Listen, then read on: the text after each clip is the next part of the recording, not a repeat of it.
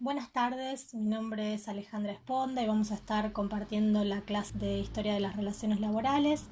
Es una clase que se plantea como una continuidad respecto de la clase anterior, donde ya empezamos a ver, digamos, qué había sucedido a partir de 1955,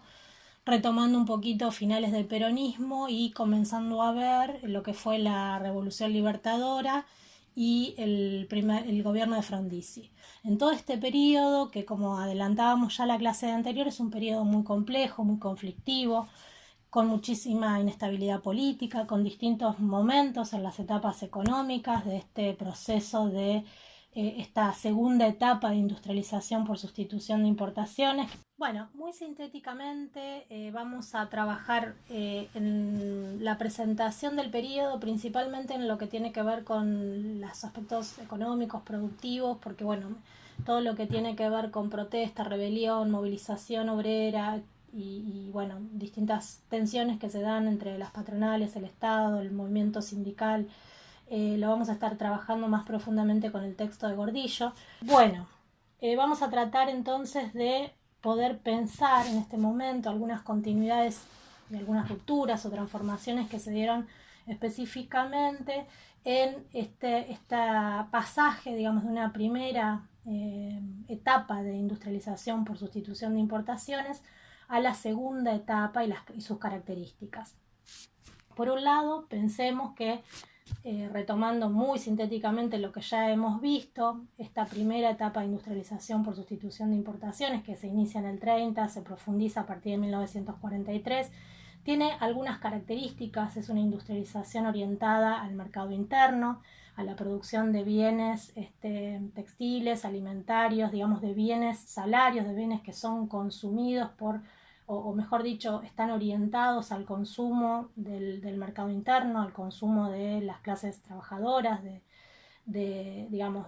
a partir de sus salarios. Junto con esto, digamos, justamente para que este modelo de industrialización pudiera funcionar, crecer, profundizarse, era necesario también una mayor redistribución del ingreso, ¿no? Entonces encontramos que es un periodo donde hay el consumo, el salario, el trabajo y la producción son factores que están en interrelación y es necesaria un mayor salario de distintas maneras, salarios directos, salarios indirectos, digamos, no aquellos beneficios que se fueron también otorgando para lograr una mayor movilidad social ascendente, un mayor consumo interno, etcétera, ¿no? Por un lado esto, digamos, estas características son muy importantes de la primera ISI, pero también digo, es muy importante poder retomar que fue un momento de grandes transformaciones en lo que es la estructura sindical. Esto también lo fuimos viendo, que se tendió, digamos, a un modelo de relaciones laborales más cercanas al corporativismo, donde, digamos, encontramos una estructura sindical que se fue consolidando, fortaleciendo, haciendo mucho más extensa, un nivel de sindicalización muchísimo mayor. Y no solamente eso, sino también un fortalecimiento de la organización sindical en los lugares de trabajo a partir de las comisiones internas, los cuerpos de delegados y toda esta fortaleza que hacia finales del peronismo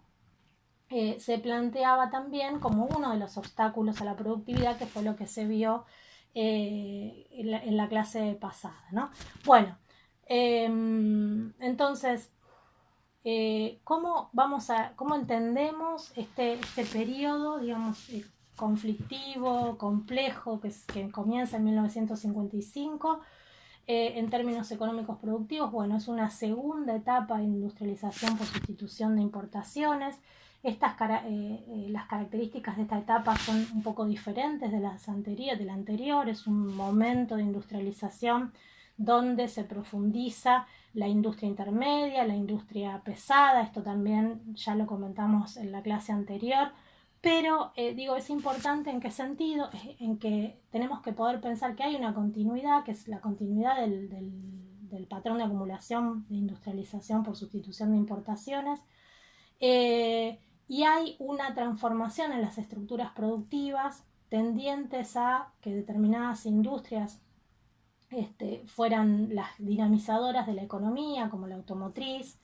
la metalúrgica, la química, de la mano de una fuerte presencia de capital extranjero. Y por otro lado, también es importante poder pensar que esta segunda etapa también tiene sus subetapas en términos económicos estrictamente y productivos, que tienen que ver con un primer momento donde hubo fases de crecimiento y de expansión del producto industrial, y otros momentos de retroceso, digamos, o de crecimiento del Producto Bruto, y una segunda etapa a partir de 1963, donde se produce un crecimiento ininterrumpido de la economía durante estos años, casi 11 años, hasta el 76, que tienen que ver con la maduración de inversiones que se habían realizado en la etapa previa, por un lado, por otro lado también con el crecimiento de las exportaciones de manufacturas, de bienes manufacturados, y una posibilidad de ir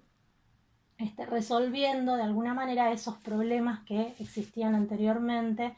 con las restricciones externas, el desbalance entre importaciones y exportaciones, ¿no? Bueno, y todas esas situaciones que se habían dado ya hacia el final del peronismo y que requerían una fuerte transformación de la estructura productiva, y a partir de ahí aparecía la cuestión de la productividad como una de las fundamentales y que va a estar presente en todo este periodo del 55 hasta el 76. Bueno, entonces, estas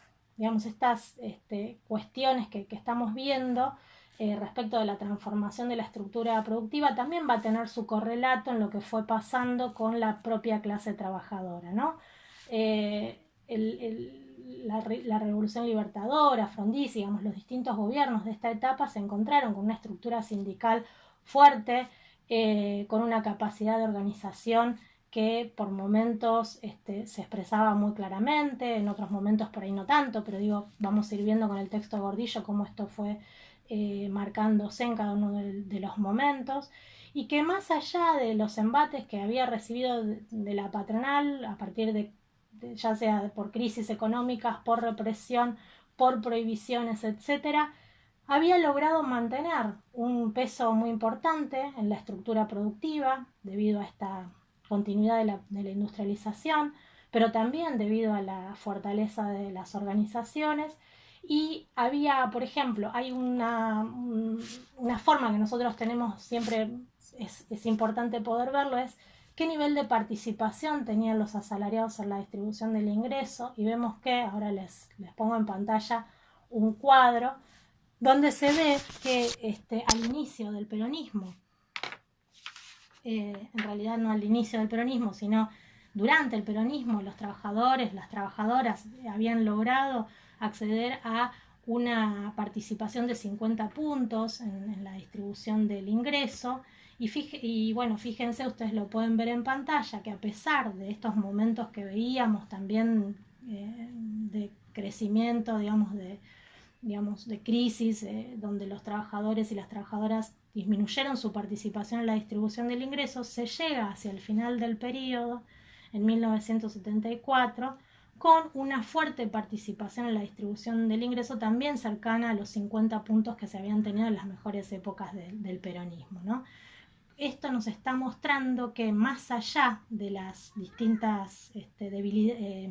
problemas y limitaciones del propio sistema, los trabajadores habían logrado mantener ese peso, esa fuerza, esa importancia, y solamente van a perder ese esfuerzo de importancia con la ruptura del propio patrón de acumulación con la dictadura militar, digamos, y el cambio de la industrialización a otro